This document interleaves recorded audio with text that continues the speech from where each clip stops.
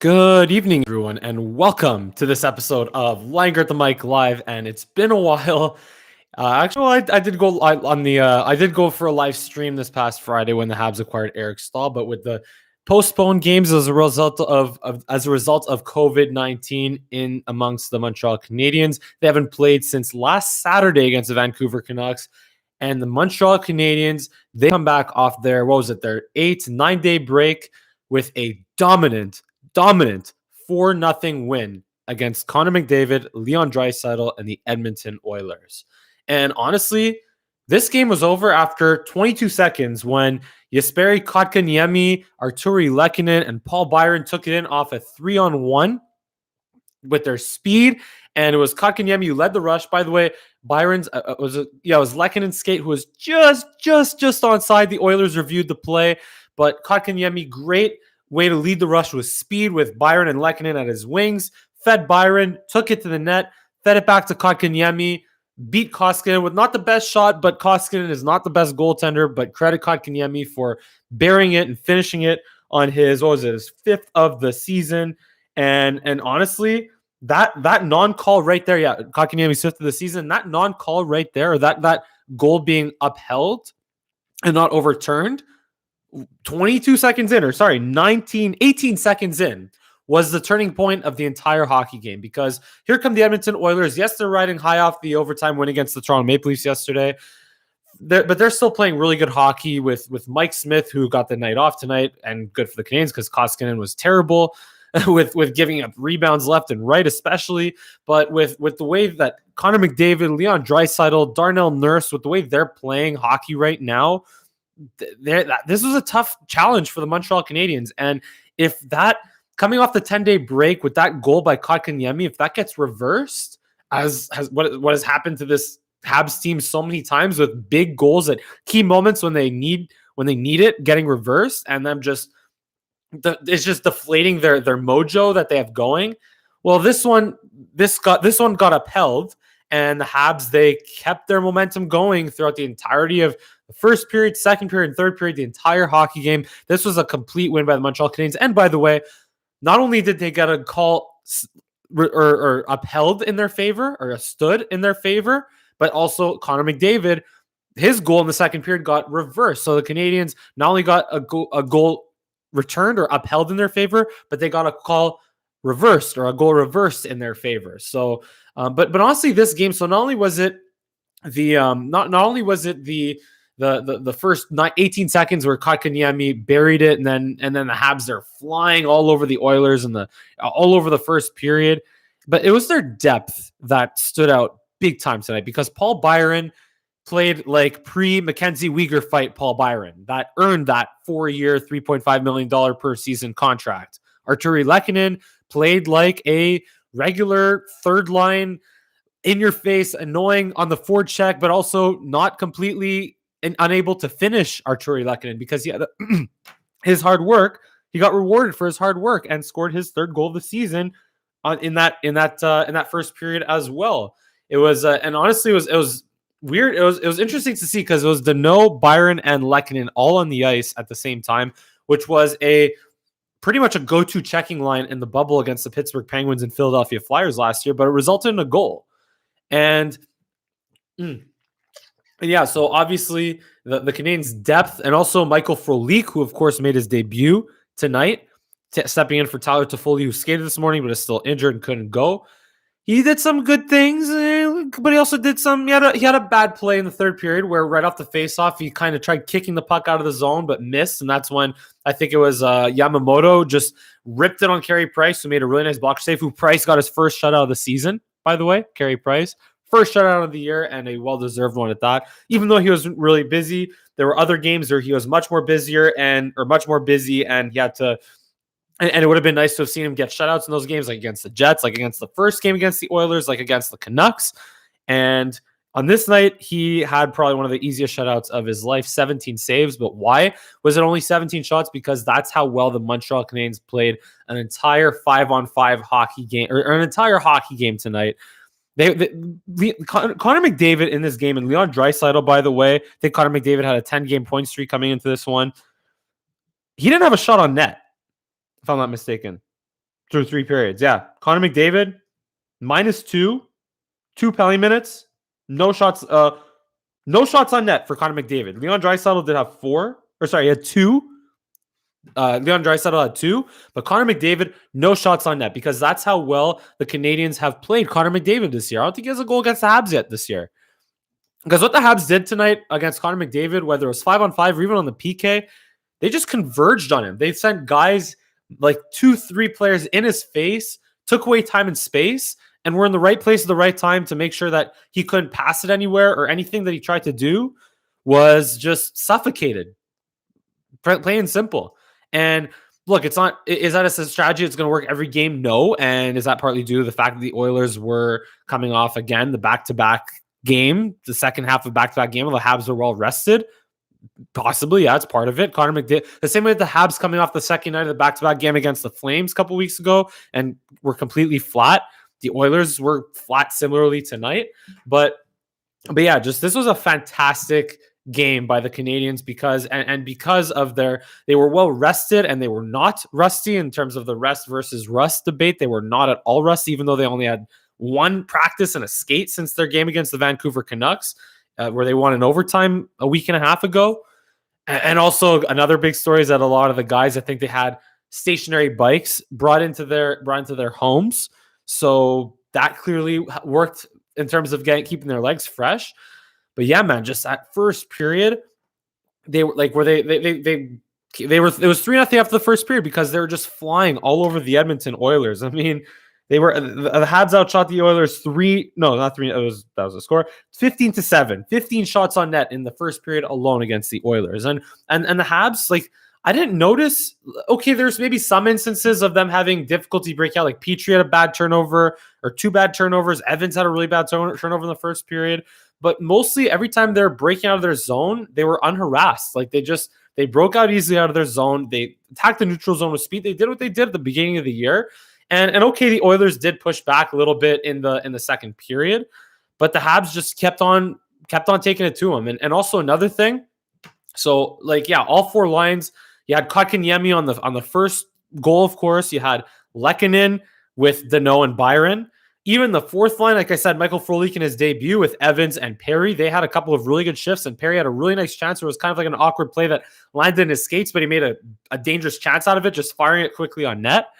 So they were a factor. The 4th line was a factor. 3rd line, like I said, Byron and Lehkonen played their best games, but also even the Drouin, Suzuki, and Anderson line, they were probably the least effective line, but that's not saying that they played a bad game because they still played a pretty decently good game. I mean, Drouin, what's it called? Like Suzuki had that really good chance early on in the second period, or he drew a penalty because he had a hard, aggressive take to the net.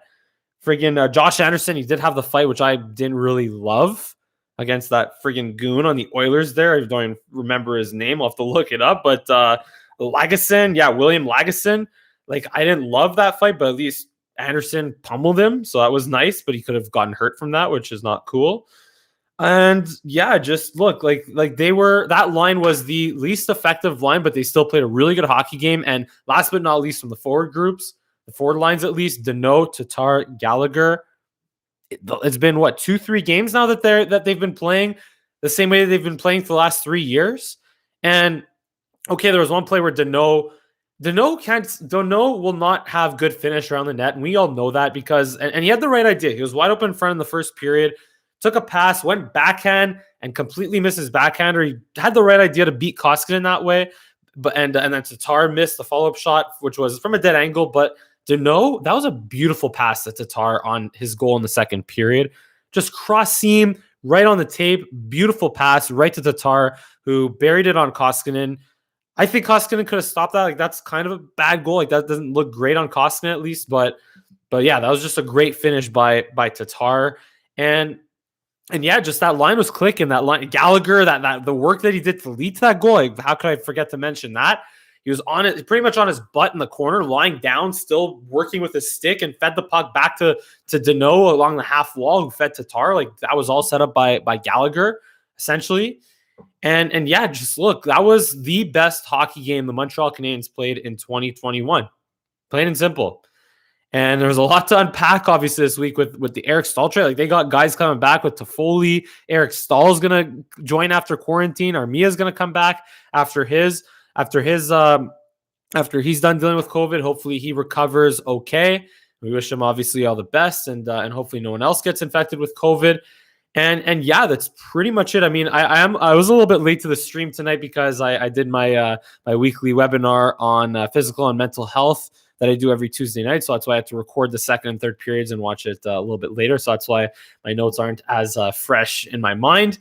But yeah, and also just the defenseman. I want to talk about the defenseman here. Like Victor Victor Mete wasn't noticeable in a good way tonight. Or he actually had one really good chance offensively where he got the puck. He was in skate, just attacked the slot, got a nice chance on his stick, and he almost beat Kotkaniemi, who made a really nice blocker save on the play there.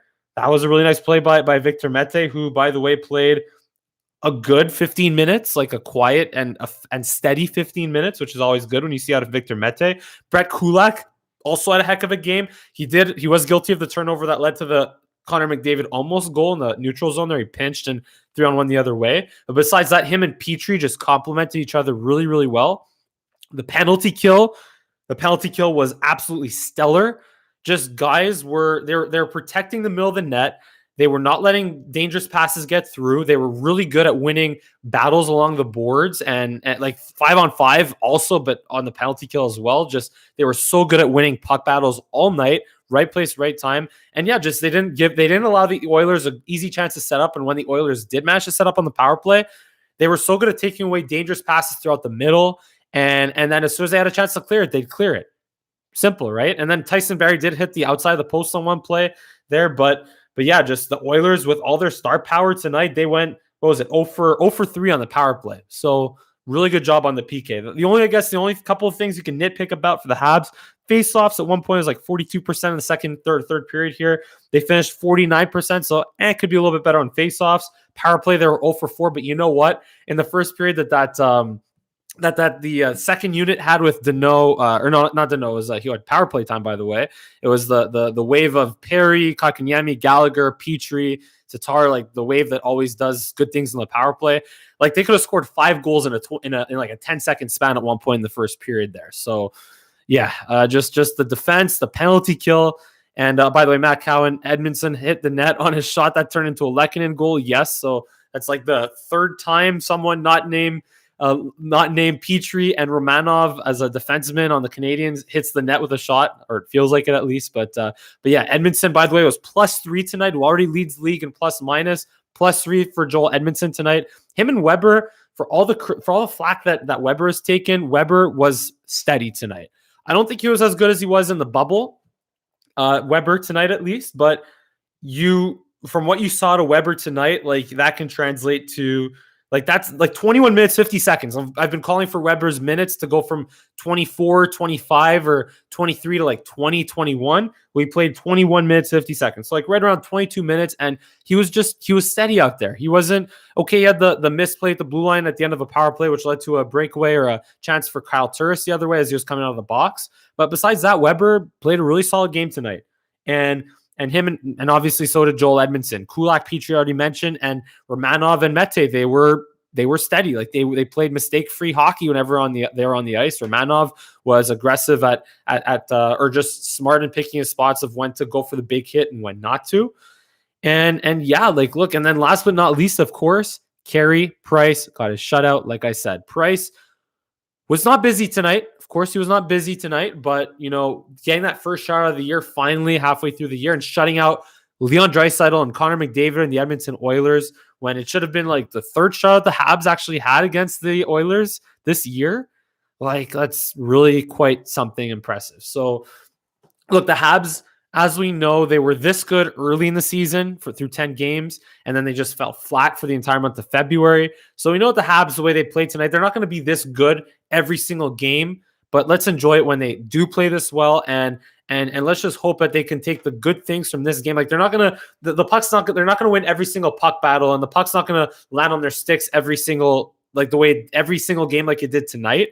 But still, like just the way they played, the way they attacked the neutral zone with speed, the way they did compete with their effort, the way that the bottom six played, the way they played on defense, right? Like those are and okay, again, sure, they were playing against a tired Edmonton Oilers team, but they all four forward lines, all three defense pairings, they just like with that first Kotkaniemi goal early on, they were rested. The Oilers were not, and they just didn't give a chance they didn't give the Oilers a chance to get back into the game, and that is what good winning hockey teams do. So look, the Habs right now, they're still in the fourth and final playoff spot, and they gained ground after not losing any ground from not playing all week, from barely losing any ground because the Flames and the Canucks didn't feel like winning any hockey games all week, so that's good.